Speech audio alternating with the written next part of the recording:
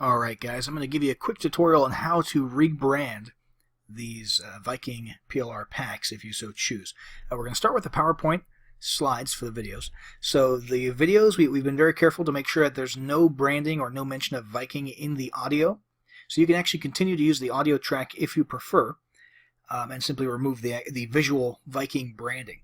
The easiest way to do that is going to be to come to each image. There's 3 Viking images in each slide presentation, and what you'll do is you'll right click, you'll come over here to change picture, choose from a file, and I'll just grab a random image here. Easy as that. You would do the same thing here and here, and if you did want to change the voiceover, all you'd have to do is you would actually have to delete this sound file here. You'd have to insert a new one, which would be here, audio on my PC, and you can grab any audio file that you choose. Once you do grab an audio file, you're going to want to set it to play in background, and all of these settings will default to their appropriate settings with the exception of one. You'll want to uncheck loop until stopped. Okay. Now, since there will be a difference between our audio and your audio in terms of the timing of the various bullet points and everything, you're going to want to rehearse timings if you change the audio. Same thing goes for if you add bullets or any other content to the slideshow. So what you'll want to do is come up here to slideshow, and you'll click rehearse timings, and this is basically what you'll do. You'll just click through as though you're going through an entire PowerPoint presentation. I'm on a 4K monitor, that's why the let me go ahead and turn this off.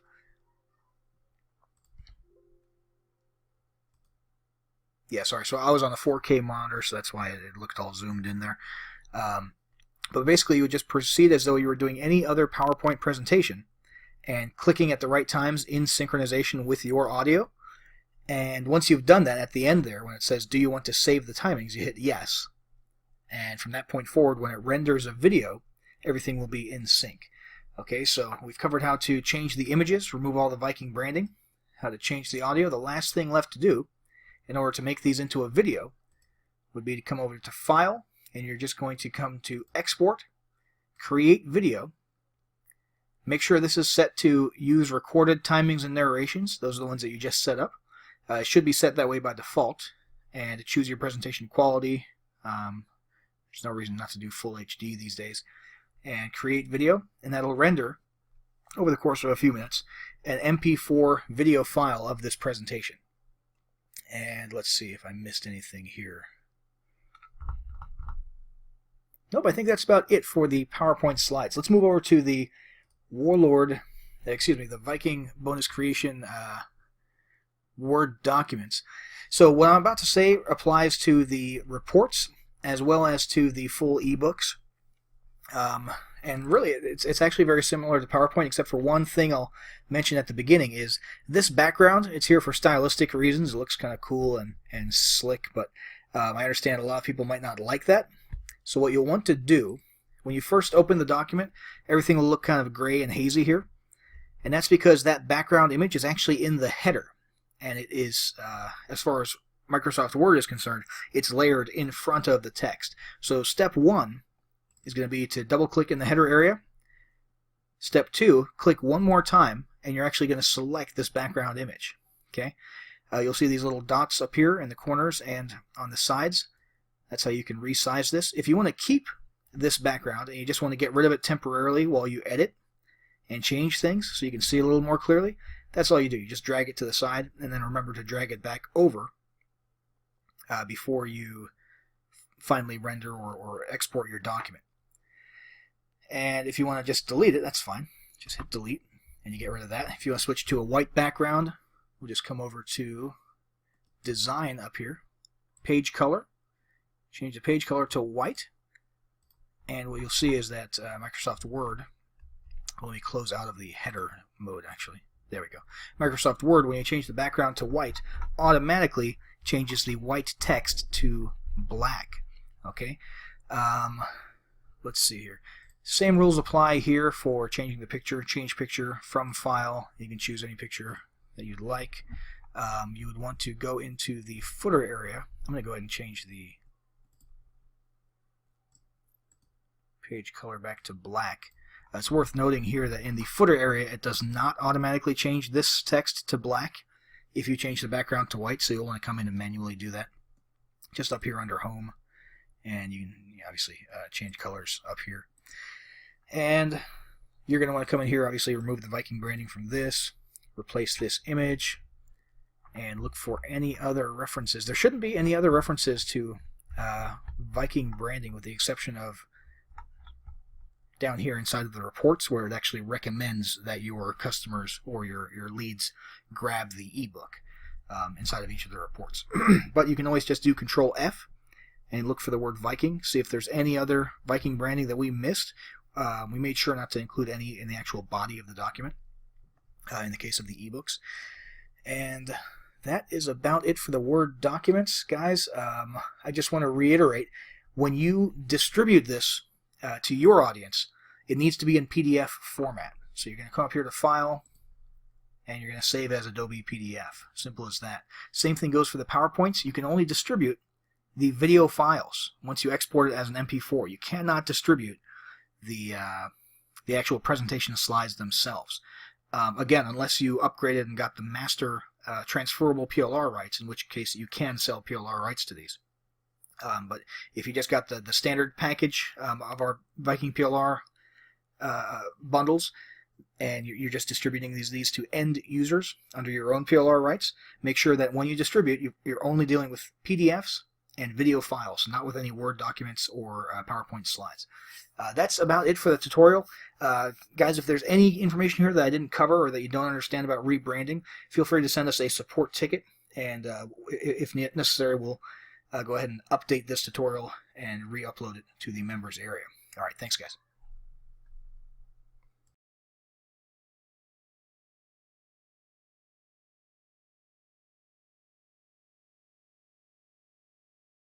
Established in 2005, YouTube is one of the first global social networks around, and its relevance continues to do nothing but grow. The video content posted, viewed, and shared on YouTube can be watched on desktops, laptops, notebooks, smartphones, and now smart TVs, any time of day or night. YouTube attracts a larger range of demographics across all ages, hobbies, interests, and careers than any other social media platform. And YouTube videos can generate high search engine page ranking. And of course, the most obvious benefit is that the combined audio and visual aspects of video content will make your message much more memorable than plain textual content. As the demand for quality video content increases, YouTube continues to gain more subscribers. Let's have a closer look at the statistics to gain a better idea of the benefits of creating an organic video marketing strategy. Worldwide, YouTube has over 1 billion users. Yes, a billion. And a whopping 30 million of them watch videos every day. An astounding 5 billion videos are viewed each day, totaling in over 500 million hours of daily viewing. Over 300,000 new videos are uploaded daily. 80% of people ages 18 to 49 regularly watch YouTube videos. Over 50% of YouTube videos are viewed on mobile devices. The average mobile viewing session lasts 40 minutes. So there's an amazing opportunity to connect with your audience there. 38% of users are female and 62% are male. So clearly the general stats and demographics are there. And by themselves, they justify using YouTube as a marketing channel. But the marketing-related stats are even more compelling. Today, around 87% of online marketers use video content. 1/3 of all online activity is watching videos. 92% of mobile video viewers share the content that they watch. And when given the choice, 59% of executives will choose video content over written articles. Video drives a 157% increase in organic traffic from search engine result pages, or SERPs. The click-through rate of email with videos is 96% higher. Content retention increases from 10% to 95% when comparing video to text. Users spend 88% longer on websites with video. Blog posts with video attract 3 times more inbound links. Adding video to ads increases engagement by 22%, and 85% of businesses have in-house staff who curate their video content, which shows you how important all your competitors think video marketing is. That pretty much settles it. You obviously need to be marketing on YouTube. Next up, we'll talk about establishing YouTube marketing goals.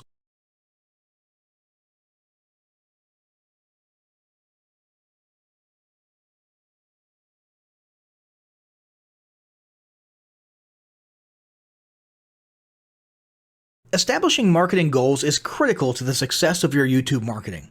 Countless entrepreneurs and businesses have set up a YouTube presence, made a few posts, and then let it sit untouched for months or even years. This is usually due to a lack or an absence of goals. So, before you even begin establishing any sort of YouTube presence or strategy, you need to establish clear marketing goals. Your goals should be specific, measurable, and attainable. They can be long-term, short-term, or a mix of both. Deadlines and milestones can be helpful as well. I want to increase my social following would be an example of a bad goal that will likely result in your marketing efforts petering out for a while because there's no specific milestones. I want to gain 1,000 likes by Christmas is an example of a good goal. It's specific, measurable, and certainly attainable. Below are some examples of the various goal categories you might be interested in. First up, there's traffic to websites. And here we're talking about sales, leads, or just content marketing. Probably one of the most popular goals of YouTube marketing is to funnel your YouTube traffic back to your own web properties. After all, most businesses don't do business on YouTube per se. You're leveraging YouTube to obtain traffic and convert that YouTube traffic into brand followers, leads, prospects, and customers. So maybe your goal is to get people to a landing page with a free offer where they can subscribe to your list and become a lead. Maybe they're being sent to a sales page or an e-commerce store. Maybe you just want to do some content marketing, so you send them to your blog.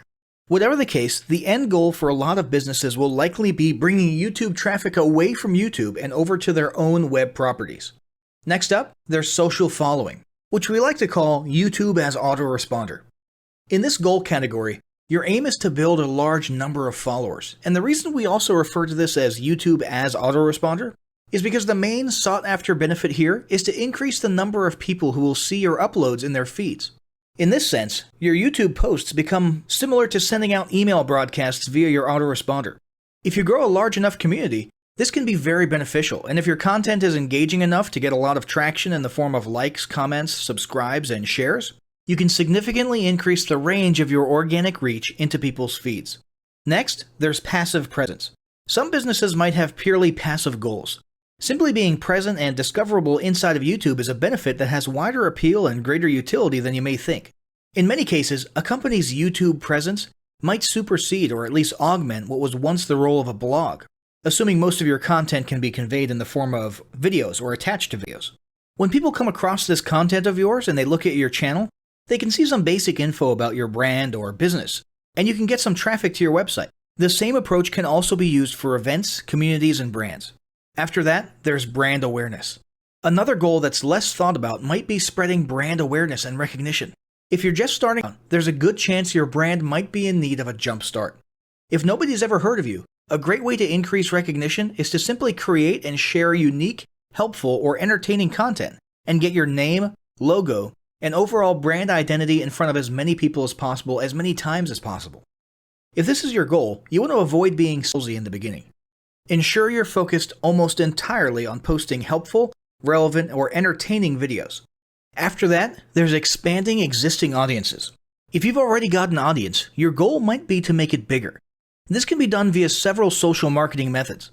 Sharing viral content, either curated or created yourself, can lead to a huge increase in your YouTube audience.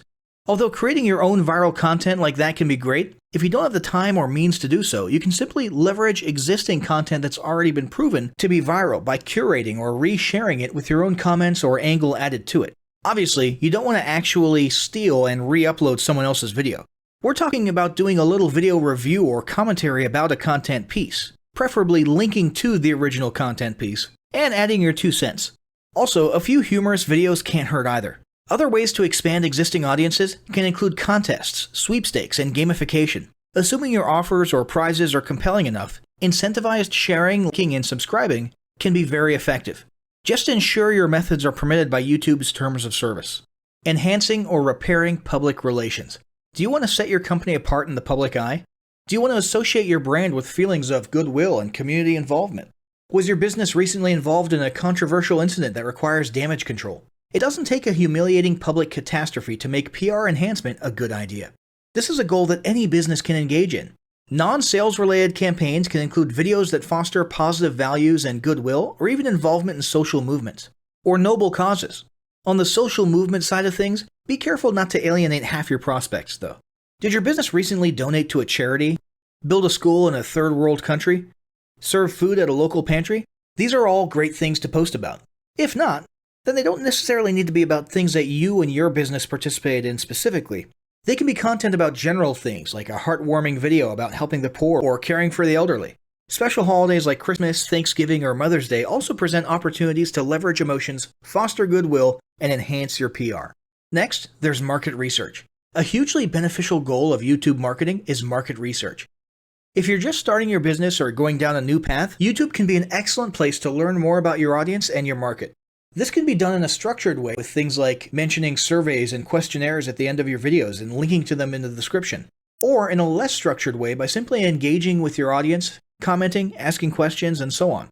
Also, lurking or conversing in YouTube channels or the comments of videos related to your industry can teach you a ton about what your customers want and who they are. Beyond that, you can monitor your competitors' accounts and posts to see what their customers like and what they're complaining about, so you can adjust your business accordingly. Creating your own channel, posting, and engaging in it is another great way to get a constant stream of market and audience data flowing into your business. Ultimately, your goal should be to come up with 1 or 2 ideal customer avatars that you can then base your marketing and product development on. All of the goals you've learned about in this section require some sort of presence on YouTube. Getting that presence started is what we're going to talk about next.